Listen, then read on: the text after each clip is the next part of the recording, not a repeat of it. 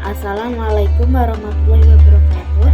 Perkenalkan, nama saya Zara Abdul Rahma, absen 33 kelas 10I.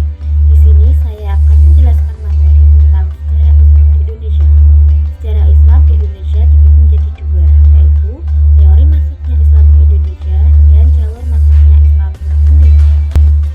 Teori masuknya Islam di Indonesia dibagi menjadi empat, yaitu teori Persia, teori India, teori Arab, dan teori Cina.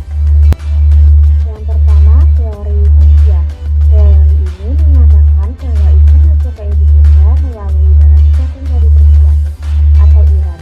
Bukti dari teori ini adalah adanya kesamaan budaya dan tradisi antara Indonesia dan Persia seperti perayaan Idul Muharram atau Ashura.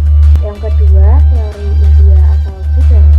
Teori ini menyatakan bahwa Islam masuk ke Indonesia melalui perdagangan dari Gujarat atau India. Bukti dari teori ini adalah adanya kesamaan satu lisan yang ditemukan di Indonesia dan Gujarat. Yang ketiga, teori Arab atau Mekah. Teori ini menyatakan bahwa Islam dibawa langsung oleh para pedagang dari Arab.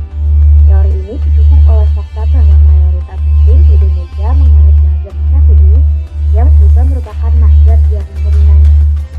Yang keempat, teori Cina.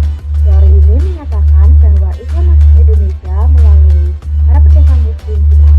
Bukti dari teori ini adalah adanya catatan sejarah yang menyebutkan adanya komunitas Muslim di Cina di pelabuhan-pelabuhan penting di Indonesia. Kemudian yang kedua, ada jalur masuk Islam di Indonesia. Jalur masuk Islam di Indonesia dibagi menjadi 6, yaitu yang pertama, perdagangan, perkawinan, kesenian, pendidikan, ajaran tasawuf, dan politik. Yang pertama, jalur perdagangan. Jalur utama penyebaran Islam adalah melalui kegiatan perdagangan para pedagang Muslim dari berbagai negara datang ke Indonesia dan berinteraksi dengan masyarakat lokal sambil menyebarkan ajaran Islam.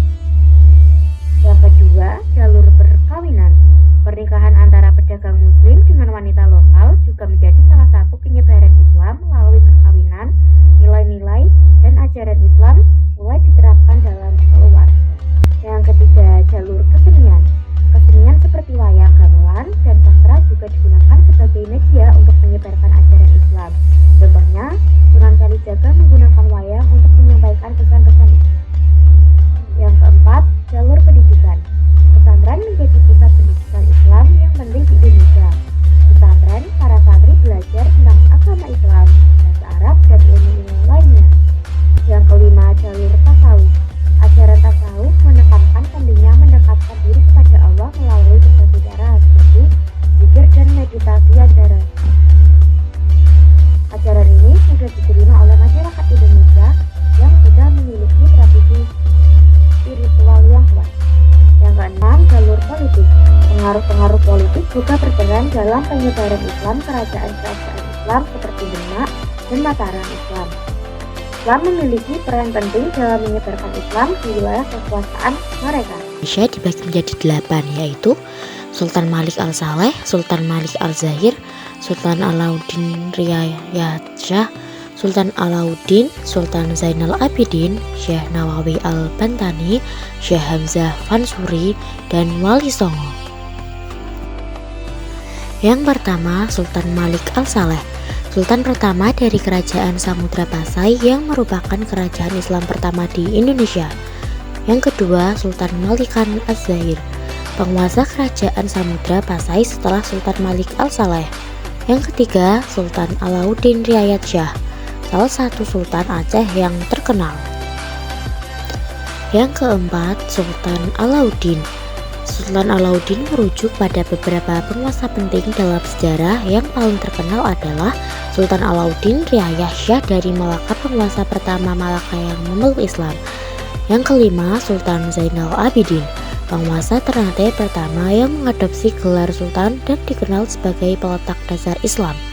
Yang keenam, Syekh Nawawi Al-Bantani, ulama besar dari Banten yang dikenal sebagai guru dari banyak ulama di Indonesia dan dunia Islam. Yang ketujuh, Syekh Hamzah Fansuri, seorang sufi dan sastrawan Melayu yang memiliki peran penting dalam perkembangan ajaran tasawuf di Nusantara.